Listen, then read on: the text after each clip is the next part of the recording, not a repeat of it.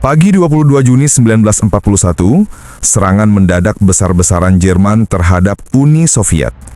Gelombang pertama Jerman menghancurkan ratusan pesawat VVS di lapangan terbang sebelum pesawat Soviet sempat lepas landas. Di pihak Soviet, serangan itu menyebabkan kekacauan, kurangnya koordinasi, dan instruksi yang bertentangan, tetapi juga tekad yang putus asa. Tembak! Hancurkan. Jangan beri ampun. Jangan sampai lolos. Luncurkan roket po, bro. Lemahkan tentara Uni Soviet itu. Lepaskan bom. Komandan, lapangan terbang, nama lapangan terbang Soviet sepenuhnya terbakar. Mereka tidak bereaksi. Kami hitung 100 pesawat hancur di darat. Tidak ada perlawanan di udara. Fantastis. Lanjutkan serangan gelombang kedua. Target berikutnya adalah pusat komunikasi dan jalur kereta api. Kita harus lumpuhkan tentara merah di darat dari udara. Aku melihat I-16 pesawat Soviet mencoba lepas landas. Dia bergerak terlalu lambat. Tembak, target hancur. Itu mudah sekali. Apa yang terjadi? Mereka mengebom pangkalan kita. Kita tidak diperintahkan untuk waspada tinggi. Minta izin kapten, kita harus terbang sekarang. Tunggu, jangan terbang. Kita tidak memiliki perintah tempur resmi. Ini mungkin tidak. Terbang. Terbang dengan sisa yang kalian miliki. Lindungi kota. Biryuza, Jerman di belakangku. Dia adalah Messerschmitt. Aku tidak bisa mengelak. Sialan. Berjuang sampai akhir, Tovarish. Kami menghitung 800 kemenangan udara di seluruh front hari ini. Musuh mencoba melawan tetapi organisasinya nol. Kami akan memenangkan perang ini dalam 3 bulan. Seperti yang Führer janjikan. Kerugian besar. Lapangan terbang hancur. Komunikasi dengan unit hilang. Perlu bala bantuan dan pilot baru segera. Kita harus menghentikan mereka, atau Moskow akan jatuh. Jerman mendominasi langit untuk menghancurkan Stalingrad dan mendukung tentara ke-6 Jerman. Dan Jerman pun berhasil memukul mundur tentara Uni Soviet. Tapi neraka pun muncul setelah kepungan yang dilakukan oleh tentara merah Uni Soviet. Operasi Uranus. Yang mengakibatkan kekurangan pasokan parah, kelaparan, penyakit, dan kelelahan ekstrim di antara tentara Jerman yang tidak dapat melarikan diri dari situasi tersebut. Setelah serangan Jerman terhenti di sisi utara Tonjolan, pada tanggal 12 Juli, Soviet memulai operasi serangan Kursk strategis mereka dengan meluncurkan Operasi Kutuzov melawan belakang pasukan Jerman di sisi utara.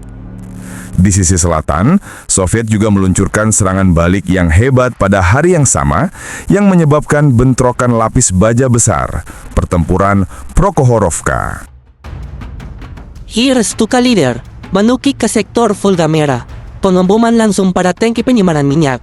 Lindungi saya dari Mix.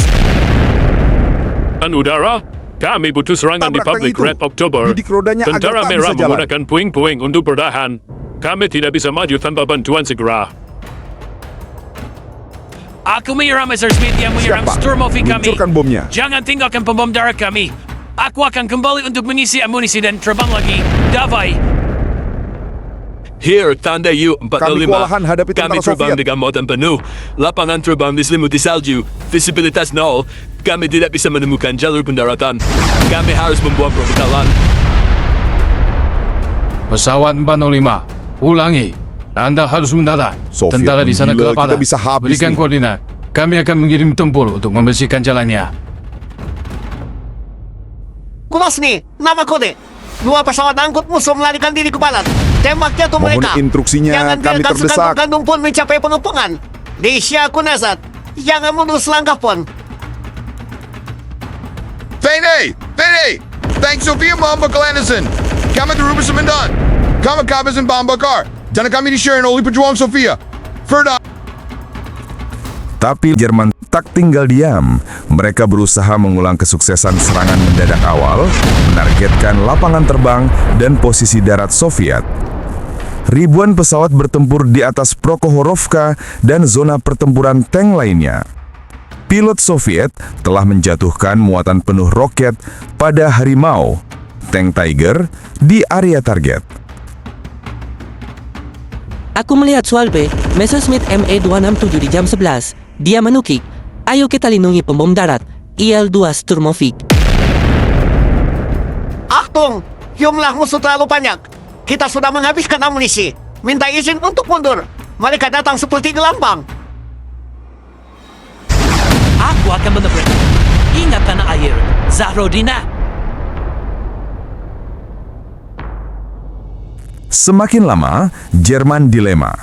Pilot-pilot terbaik atau ACE dapat mencetak kemenangan, tetapi VVS memiliki sumber daya dan kapasitas industri yang jauh lebih besar untuk mengganti kerugian. Aku melihat sejumlah besar Yakovlev Soviet di sana. Mereka menunggu kita. Tidak ada lagi tikus di sini, Komandan. Ini akan menjadi pertarungan sejati. Serang bom darat mereka. Hancurkan IL-2 Sturmovik sebelum mereka mencapai genteng kami.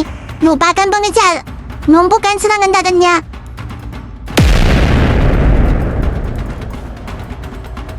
Aku menyerang 1-5 Jerman dan melarikan diri ke dalam awan. Aku tidak akan terjebak dalam pertarungan yang berlarut-larut. Mereka terlalu banyak. Aku dibokam Emil, BF Satinos Milan Jerman. Aku akan mahabashina. Pangajar kami harus melindungi pamam darat. Jalan biokam Messerschmitt menembus perisai. Kami sudah menjatuhkan muatan penuh roket pada tanki Tiger di area target. Kami akan kembali, tetapi kami butuh perlindungan. Kami mendapat dampak di sayap kanan.